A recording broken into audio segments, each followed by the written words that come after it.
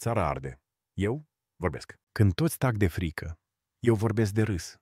Bine ai venit la Țara arde, eu vorbesc. Din ciclul Taxăm pe cine respiră prea mult, azi domnul Ilie Bolojan anunță că poate fi luată în calcul o contribuție pentru sănătate a celor cu pensii foarte mari. Domnule, avem o problemă la buget. Știu, hai să luăm bani de la oamenii care au muncit efectiv și au cotizat o viață. Genial! Pe stilul, ăștia sunt oameni serioși, au exersat o viață întreagă, acum o să fie o onoare pentru ei să le mai luăm niște bani. Cine are, să mai dea.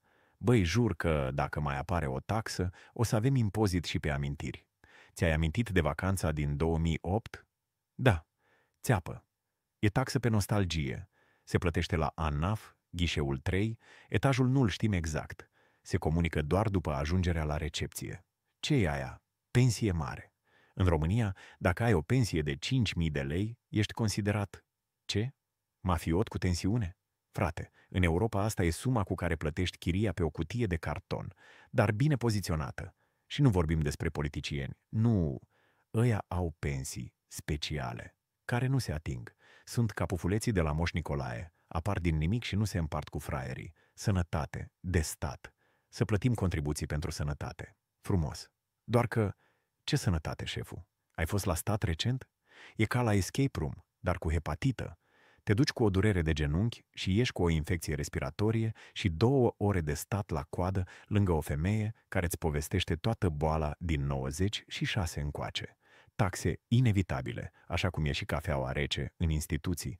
Bolojan zice că taxele sunt greu de evitat. Corect. În România, taxele sunt ca rudele de sărbători. Vin neinvitate, îți iau din frigider și pleacă fără să spună mulțumesc.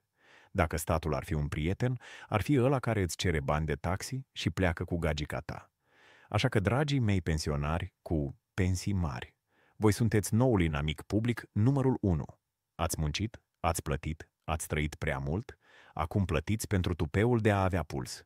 Că în România nu contează cât ai tras, cât ai cotizat o viață întreagă. Important e să mai poată statul să tragă de pe tine. Măcar un pic. Măcar până după alegeri. După asta a fost porția ta de adevăr sarcastic pe ziua de azi. Țara arde, eu vorbesc. Dar tu poți da un like, un share și un subscribe. Sau nu. Nu te obligă nimeni. Poate doar Curtea Constituțională.